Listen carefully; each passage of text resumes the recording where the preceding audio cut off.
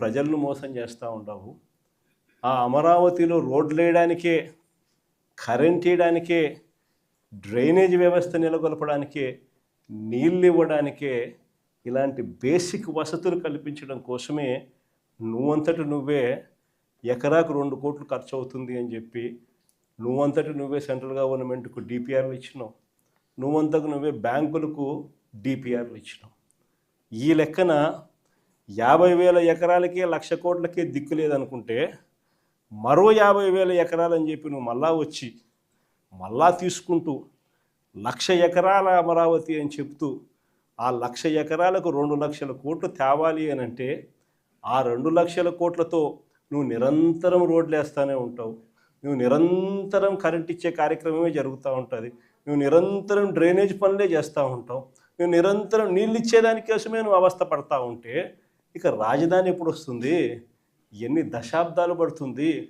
ఇప్పటికే 12 ఏళ్ళు అయిపోయింది 2014 నుంచి ఇప్పటికే దిక్కు దివానం లేదు. ఇంకా ఎన్ని దశాబ్దాలు పడుతుందో తెలియదు. డబ్బంతా రోడ్లకే ఖర్చు అవుతుంది. డబ్బంతా కరెంట్ వేయడానికి ఖర్చు అవుతుంది. డబ్బంతా డ్రైనేజీలు పెట్టడానికే ఖర్చు అవుతుంది. ఇంకా ఎన్ని దశాబ్దాలు పడుతుందో. ఆ దశాబ్దాల కాలంలో ఈ 2,00,000 కోట్ల విలువ పూర్తి చేయడానికి 4 లక్షలు అవుతుందో 10 లక్షల కోట్లు అవుతుందో. చివరికి 12 ఏళ్ళ తర్వాత కూడా ఈ పొద్దు రాష్ట్రానికి రాజధాని లేదు. ఇంకా 20 ఏళ్ళ తర్వాత కూడా మన పరిస్థితి ఏమిటి అంటే అప్పుడు కూడా రాష్ట్రానికి రాజధాని కనిపించదయ్యా. అయ్యా చంద్రబాబు, ఇది మానుకో. ఆ 2 లక్షల కోట్లలో 10% పెడితే చాలు. 10% పెడితే చాలు. మేము ఇంతకుముందు మంచి ఆలోచన చెప్పినా నేను నీకు. ఇంతకుముందు ప్లాన్ ఏ కింద రాష్ట్రంలో అన్నిటికన్నా పెద్ద సిటీ విశాఖపట్నం, దాంట్లో పెడితే అసలు ఎటువంటి ఖర్చు అవసరం లేదు. కర్నూలులో న్యాయ రాజధాని కింద అప్పట్లో కర్నూలుకు మనం మాటిచ్చినాము. అది నెరవేరుస్తూ అక్కడ న్యాయ రాజధాని పెడుతూ ఇక్కడే అమరావతిలో లెజిస్లేటివ్ శాసన రాజధానిని కూడా తీసుకొస్తే బాగుంటుందయ్యా అని చెప్తే నానా యాగి చేసి రాజకీయాలు చేసి అది వద్దు అన్నారు. సరే పోనీ, అది వద్దు. పోనీ ఈ ప్రాంతంలో అయినా కానీ నువ్వు చేసే పనికి అసలు రాజధాని లేకుండా పోతుందయ్యా. ఆ పని చేయకుండా కనీసం ఇక్కడైనా ఆలోచన చేయి. మచిలీపట్నంలో నువ్వు కాదయ్యా పోర్టు కట్టింది, మేము కట్టాం. మచిలీపట్నంలో పోర్టు మనం కట్టాం. మన హయాంలోనే మనం భూములు తీసుకుంటాం. మన హయాంలోనే మనము అనుమతులు తీసుకొచ్చినాం. మన హయాంలోనే మనం ఫైనాన్షియల్ క్లోజర్ చేసినాం. మన హయాంలోనే మనం బ్యాంకులతో నీట్గా టైఅప్ కూడా చేసి స్టార్ట్ చేసి 30-40% వర్కులు కూడా పూర్తి చేసినాం మన హయాంలోనే. ఆ పోర్టు అయిపోతుంది.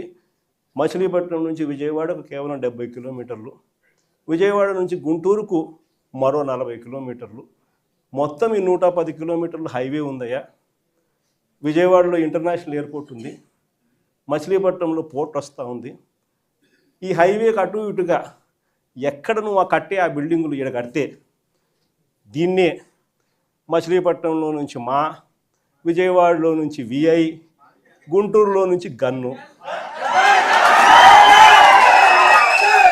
మావిగన్ అని చెప్పి ఈ 110 కిలోమీటర్లు ఈ ఎకనామిక్ కారిడార్ కింద, క్యాపిటల్ కారిడార్ కింద డిక్లేర్ చేసి ఆ కట్టే బిల్డింగ్లు ఆడ కట్టుకోకుండా ఇక్కడ కట్టయ్యా. 2 లక్షల కోట్లలో నువ్వు పెట్టే అమౌంట్లో 10% ఇక్కడ పెడితే చాలయ్యా. ఆ రోడ్ల కనెక్టివిటీని కొంచెం ఇంప్రూవ్ చేస్తే చాలు. బ్రహ్మాండమైన రాజధాని ఇక్కడే తయారవుతుంది. డే 1 నుంచే రాజధాని వస్తుంది. ఒక గ్రోత్ ఇంజిన్ తయారవుతుంది. కనీసం 20 ఏళ్ళ తర్వాత అయినా మన పిల్లలు ఉద్యోగాల కోసం ఎక్కడికెక్కడికో పోవాల్సిన అవసరం లేకుండా మా మావిగంలోనే ఉద్యోగాలు దొరుకుతాయ్యా అని చిలకకి చెప్పినట్టు చెప్పినా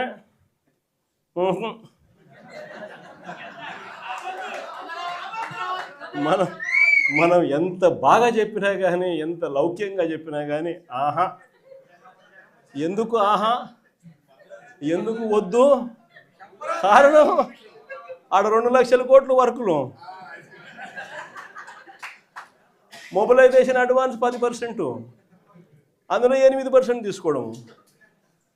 సో ఈ ఆదాయాలు అనేటివి ఉండవు కదా మావిగన్ అంటే. కాబట్టి వద్దు. దాంట్లో కాంట్రాక్టర్లు ఎవడు అంటే ఒకడు ఈనాడు వియంకుడు, ఇంకొకడు